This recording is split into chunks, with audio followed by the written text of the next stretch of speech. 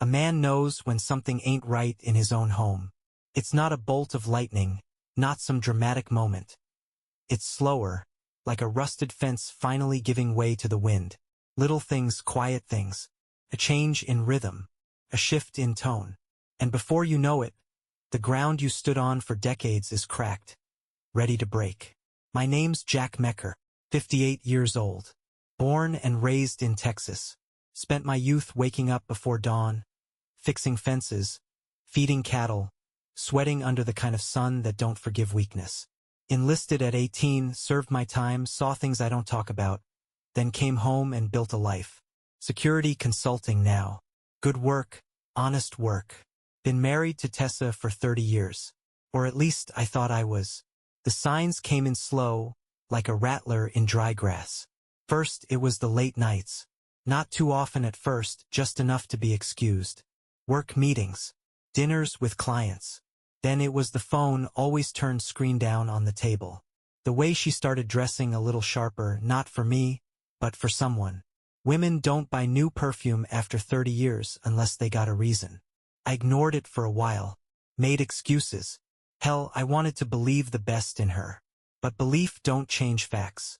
So I did what any man with sense would do. I got proof. Hank Boudreau, an old Marine buddy, runs a private investigation firm out of Dallas. Doesn't talk much, which is what I like about him. Just does the job straight and clean. "Gimme a week," he said when I called him. 5 days later I got the envelope. Thick, heavy, the weight of truth. I sat on the porch with a bottle of bourbon and flipped through the pictures. Tessa, my wife, my girl, sitting too close to some slick-haired kid in a downtown restaurant. Hands touching, smiling in a way she hadn't in years.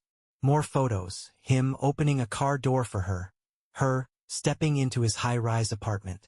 And the final one, her leaving early in the morning, hair a mess, wearing the same damn dress from the night before. I didn't move for a long time. Just sat there, the glass in my hand, the weight in my chest heavy as lead. I wasn't a man given to wild emotions. Never had been. But that night, I felt something deep and old rise up inside me. Something primal. Betrayal. A man can take a lot in life. Hard times, tough breaks, even loss. But betrayal gets in your bones. I drove into the city that night. Didn't call. Didn't text. Just drove. Following the address on the envelope. Winding through streets too clean. Too polished for a man like me. Stopped outside the building. Looked up at the windows. One of them glowing warm behind sheer curtains. He was up there. My wife was up there.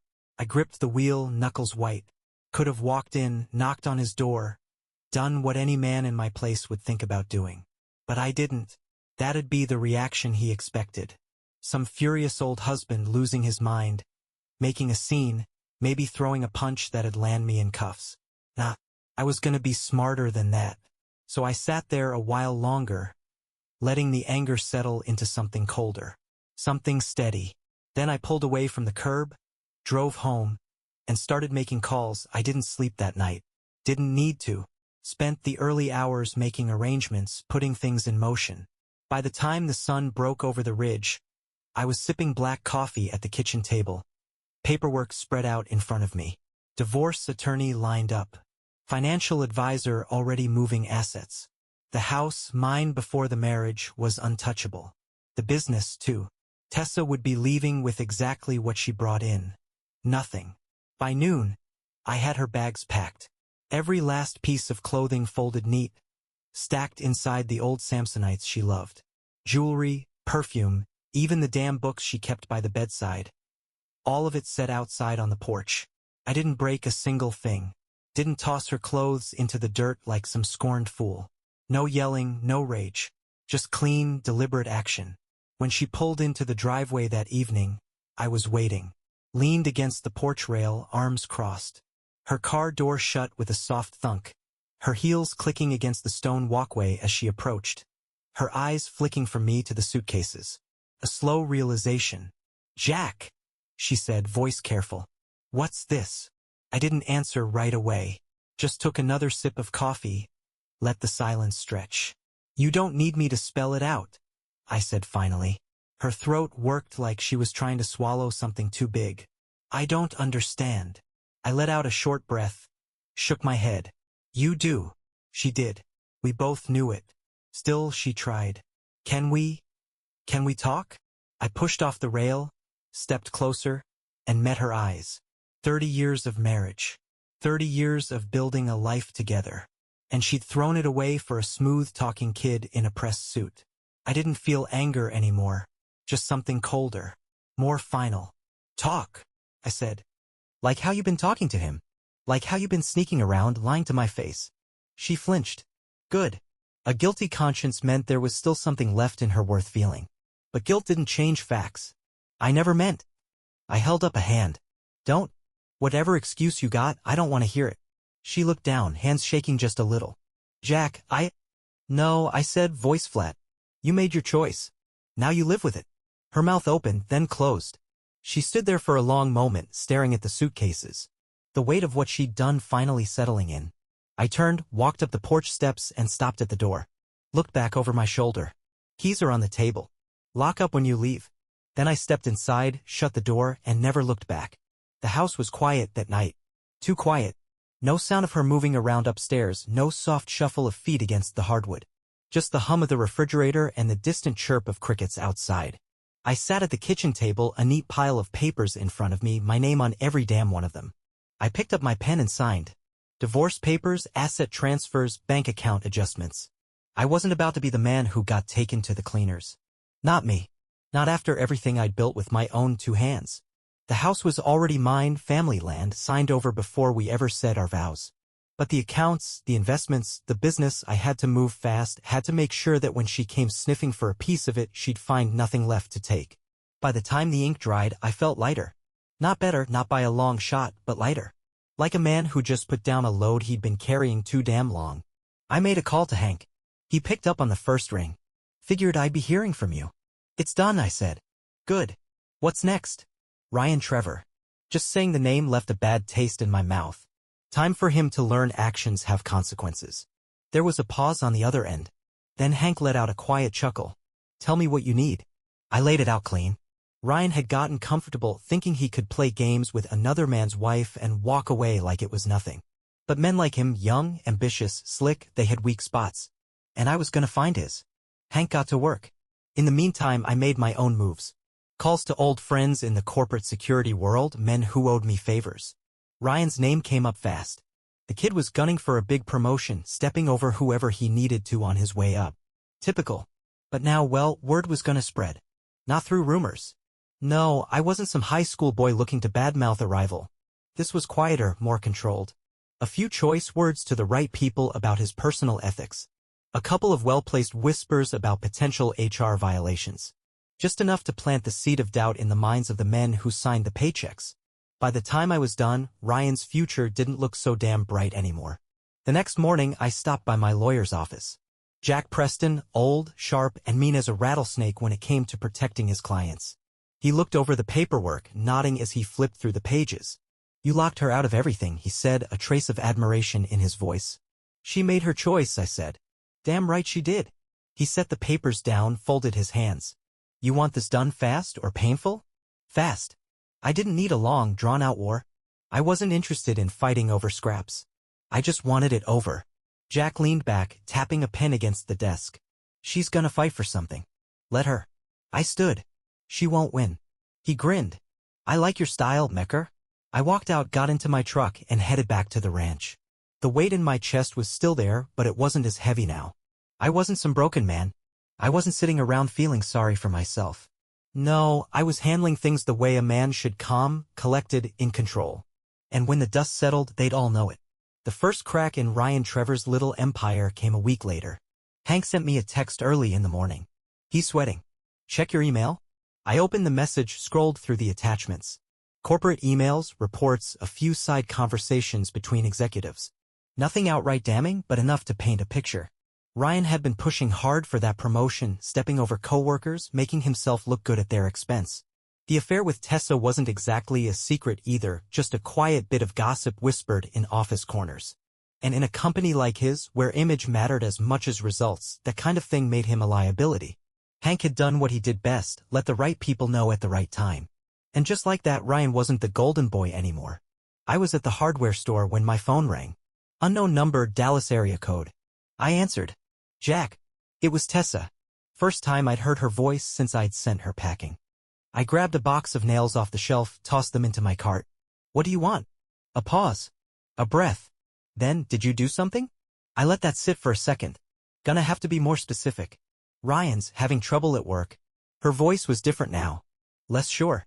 They're looking into some things. It's like someone's been feeding them information. Sounds like a him problem. Jack. A little sharper now. You don't have to, eh? I cut her off. I don't have to do a damn thing, Tessa. You made your bed. Thought you'd be lying in silk sheets. Guess they weren't as soft as you thought. She exhaled, long and slow. I never meant to hurt you. I picked up a hammer, turned it over in my hand. Solid. Reliable. That's supposed to mean something to me? She didn't answer. I let the silence hang between us. Then, before she could come up with something else, I said, we're done here, and hung up. It wasn't long before Ryan called too. He didn't try to play it cool. Didn't try to act like the confident kid Tessa had fallen for. No, his voice was tight, controlled, but I could hear it underneath, the panic, the frustration of a man who thought he was untouchable, realizing he wasn't. You're messing with my career, Mecker. I leaned against my truck, watching the sun dip low over the hills. That right? You think this is funny? He was trying to keep his voice even, but I could hear the crack in it. You don't get to ruin my life just because you're wife. I let him get that far.